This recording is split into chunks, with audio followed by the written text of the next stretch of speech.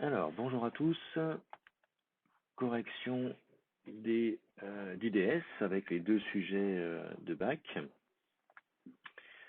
Alors, dans un premier temps, on va faire le sujet 2018. Il n'y avait que la partie 1B, sur les spectrographes. Alors, première question qui est la question 1.4. Alors, il faut s'aider du document 4 et nommer les familles de rayonnement électromagnétique analysées par les spectrographes.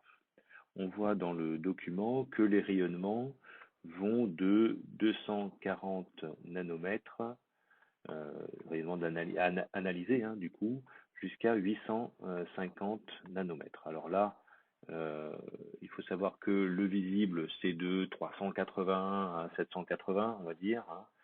Donc là, on a quand même pas mal d'UV qui sont ici, vers 240, 380. Donc on a pas mal d'UV qui sont là.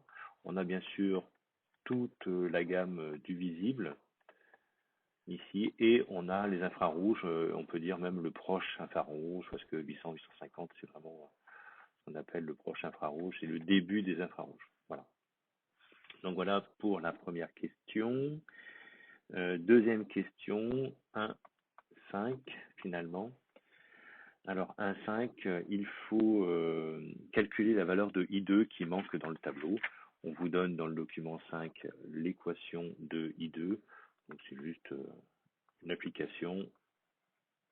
Donc arc sin I2 égale arc sinus de lambda sur A. Voilà.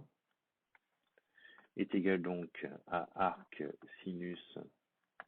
Alors lambda, on a vu que c'était 850, c'est dans le tableau, nanomètres, attention, 10 puissance moins 9, divisé par la valeur de A, ici qui est de 10 micromètres.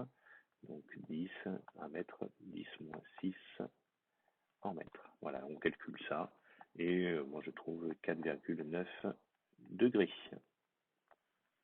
Voilà pour le calcul de I2 qui est cohérent par rapport à ce qu'on a trouvé dans le tableau pour 470 nanomètres. C'est cohérent. Et 1.6, alors cette question-là, je ne vais pas la corriger, parce que je pense que c'est plutôt du domaine de Monsieur Bourdon sur les paramètres des concepteurs du rover pour un fonctionnement optimal du capteur CCD. Donc là, moi, je n'ai pas de réponse. Si vous en avez, vous pouvez me les donner. Je suis preneur. On va passer donc au sujet de 2017. Donc, sujet 2017, c'était la partie 1 et là, le paragraphe C. Alors, on vous propose de mesurer la taille de microalgues ici avec un granulomètre laser. Alors, question 1.8. Question 1.8, on vous dit que dans le document 6, plus les grains sont petits, plus le disque est large, le disque qu'on a sur l'écran. Il faut bien sûr montrer avec la relation que c'est en accord, que la phrase est en accord avec la relation. Alors, cette relation, elle est ici, donc petit a égale 1,22 fois lambda fois, oula, c'est pas un plus, c'est un fois, pardon, fois grand D divisé par R, justement le rayon de ce disque. Donc là, qu'est-ce qu'on peut voir? On peut voir dans cette formule que A et R sont inversement proportionnels.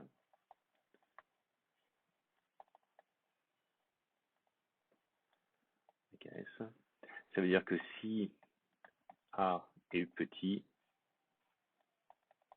alors R sera grand. Voilà. Donc ça vérifie bien la phrase qui est donnée, à savoir plus les grains sont petits, donc plus A est petit, et plus le disque est grand, plus R est grand. Alors, je pense qu'il va falloir le calculer dans la question 1.9. Question 1.9, alors la formule est juste ici, je ne vais pas la recopier, je fais directement l'application numérique.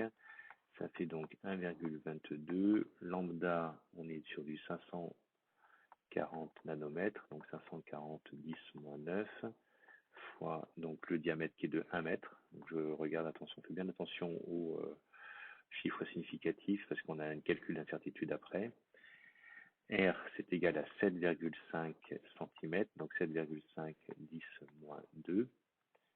Et donc on trouve 8,8, j'ai arrondi, 8,8 fois 10 puissance moins 6 mètres, c'est-à-dire 8,8 micromètres. Alors pourquoi j'arrondis? Pourquoi je laisse deux chiffres significatifs alors qu'en haut j'en ai trois partout? Eh bien parce que ici, R, il y en a deux.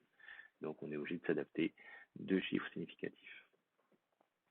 Dans la question 1.10, on vous demande de calculer justement l'incertitude de U de A. Donc U de A, je reprends la formule, c'est A fois, alors, U de D, donc l'incertitude sur D divisé par D lui-même, le tout au carré, plus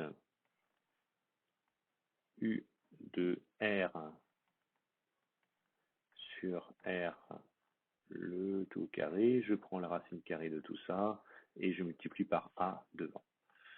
Voilà, donc ça nous fait 8,8 fois 10 puissance moins 6 fois la racine carrée.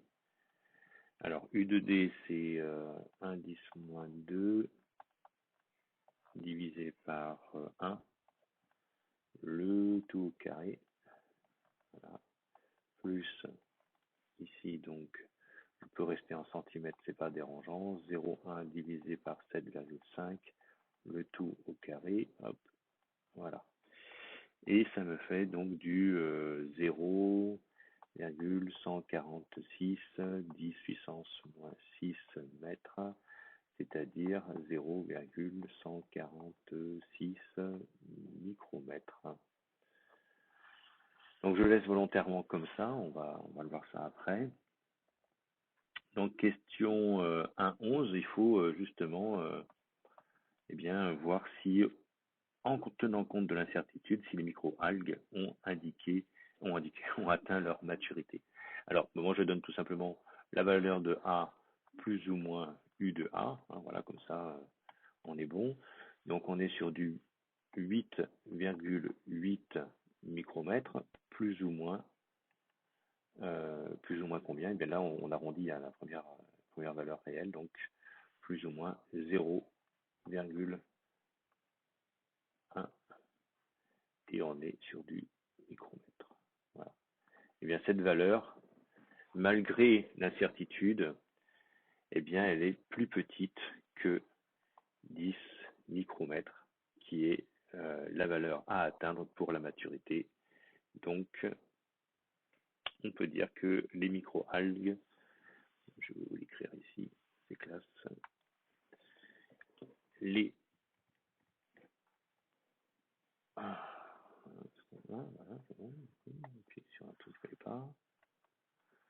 Donc les micro-algues n'ont pas atteint leur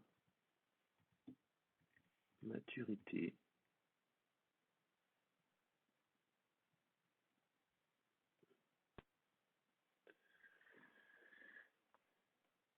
Et enfin, on va finir par la question 1.12. Donc question 1.12, on vous demandait comment on pouvait faire pour quel instrument d'optique pouvait également être utilisé pour cette mesure. Alors bon, vous avez pas, on n'a pas fait encore le chapitre sur l'optique, mais c'est le dernier chapitre. On verra deux instruments d'optique, le télescope et le microscope, au hasard.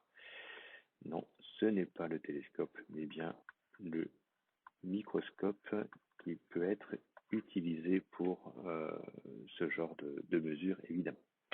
Voilà, fin de cette correction d'EDS. J'espère que vous avez pu tout comprendre, sinon vous me poserez des questions prochainement. À bientôt.